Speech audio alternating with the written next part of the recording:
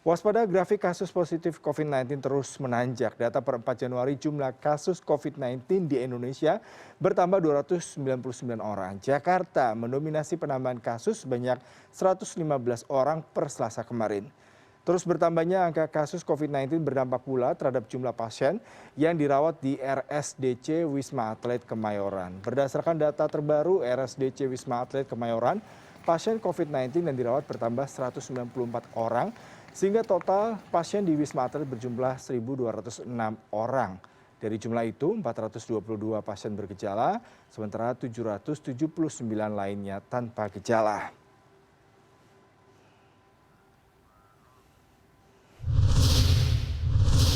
Bertambahnya angka kasus COVID-19 berdampak pula terhadap jumlah pasien yang dirawat di RSDC Wisma Atlet Kemayoran.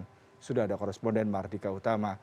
Dika, dengan bertambahnya pasien COVID, adakah persiapan dari Wisma Atlet untuk mencegah membludaknya jumlah kapasitas dan apakah juga ada penambahan nakes hingga hari ini? Ya, selamat siang Yuda. Seperti diberitakan sebelumnya bahwa per hari Selasa kemarin ada tambahan 194 orang pasien di RSDC Wisma Atlet Kemayoran sehingga total yang dirawat saat ini di RSDC Wisma Atlet Kemayoran yang ada di belakang saya adalah 1.206 pasien dan mereka dirawat di dua tower yaitu di Tower 5 dan juga di Tower 6. Dengan total 1.206 pasien yang saat ini tengah berada di Wisma Atlet Kemayoran, persentase hunian RSDC Wisma Atlet Kemayoran ini adalah 32,82% dengan sisa bed sebanyak 2.400 yang tersisa saat ini atau 2.400 unit bed yang masih tersisa. Dan tentu dengan penambahan jumlah pasien yang dapat dikatakan signifikan dalam satu pekan terakhir, ini harus waspada. Pasalnya pada pekan lalu, angka pasien yang dirawat selalu di bawah 500 orang. Tetapi hari ini sudah 1.200 pasien sehingga kenaikannya mencapai lebih dari 70% jika dibandingkan pekan lalu. Saya belum bisa memastikan apa langkah yang akan diambil oleh RSDC Wisma Atlet Kemayoran. Apakah akan membuka tower baru ataupun juga menambah jumlah tenaga kesehatan karena hal ini baru akan diumumkan nanti pada pukul 3 sore di Tower 1 RSDC Wisma Atlet Kemayoran. Sedianya pengumuman ini akan dilakukan pada pukul 10 pagi tadi tetapi kemudian diundur pada pukul 3 sore nanti. Dan penambahan angka kasus positif COVID-19 dan juga penambahan jumlah pasien yang ada di Wisma Atlet Kemayoran ini juga tak lepas dari terus bertambahnya varian Omikron yang terdeteksi di Indonesia. Data dari Kementerian Kesehatan Yuda per tanggal 4 Januari kemarin menyebutkan bahwa ada 90 kasus varian Omikron yang kini kembali terdeteksi di Indonesia sehingga jumlah kumulatif kasus Omikron di Indonesia saat ini adalah 254 orang. Dan mayoritas atau hampir 100% dari total kasus yang ada adalah pelaku perjalanan luar negeri, mayoritas berasal dari Turki, Arab Saudi, Malaysia, Inggris, Amerika, dan sejumlah negara lainnya. Sementara untuk kasus transmisi lokal, sejauh ini yang terdeteksi jumlahnya masih kurang dari 10 kasus dan 6 diantaranya terkonfirmasi di Jakarta dan tengah dilakukan isolasi atau karantina terpusat di sejumlah tempat mulai dari RSDC Wisma Atlet Kemayoran, lalu di RSPI Sulianti Saroso Sunter Jakarta Utara dan juga di Hotel Siwan Cempaka Putih. Dan berdasarkan data berupa grafik yang saya terima dari Kementerian Kesehatan menyebutkan atau menunjukkan bahwa 89% dari total kasus yang ada pasiennya sudah divaksinasi secara lengkap atau sudah mendapatkan 2 dosis vaksin COVID-19 dan 4% lainnya baru 1 dosis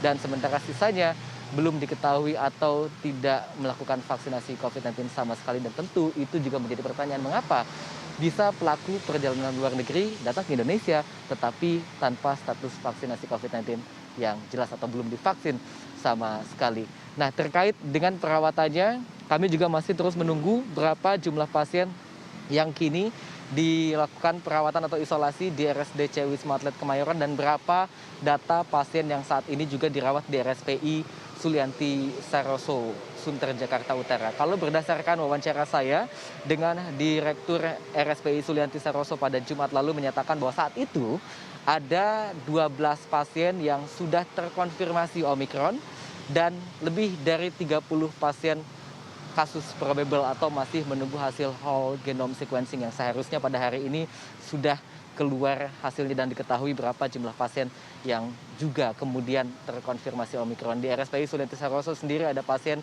dari transmisi lokal yang dirawat di sana, termasuk juga istrinya yang pada saat itu atau pada Jumat lalu masih dalam kondisi kasus probable atau masih menunggu hasil dari whole genome sequencing. Lalu bagaimana terkait dengan gejalanya? Keterangan yang saya himpun baik dari Wisma Atlet Kemayoran ataupun juga dari RSPI Sulianti Saroso, mayoritas pasien varian Omikron yang tengah dirawat baik WNI, WNA, dan ataupun juga transmisi lokal dan juga mayoritas dari PPLN dalam kondisi bergejala ringan dan bahkan juga tanpa gejala. Kondisi gejala ringan yang digambarkan oleh salah satunya Dr. Pompini Agustina adalah kondisi seperti hidung tersumbat, lalu kemudian kehilangan indera penciuman atau anosmia, dan juga sedikit pusing serta kelelahan. Dan ada juga temuan beberapa pasien yang mengalami kondisi kecenderungan peningkatan pembekuan darah, dan itu terjadi pada pasien-pasien yang memiliki penyakit penyerta atau komorbid.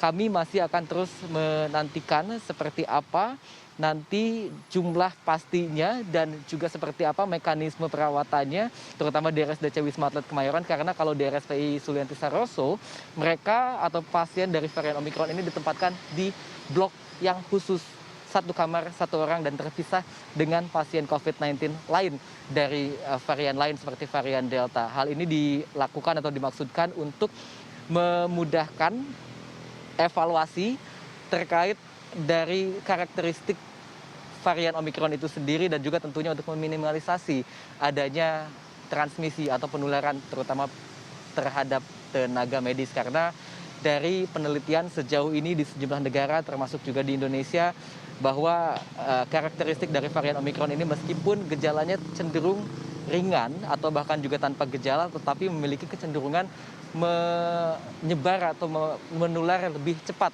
kepada orang lain ataupun juga lingkungan-lingkungan di sekitar pasien tersebut. Yuda. Baik, Mardika Utama, terima kasih untuk laporan langsung Anda. Dika, selamat bertugas kembali.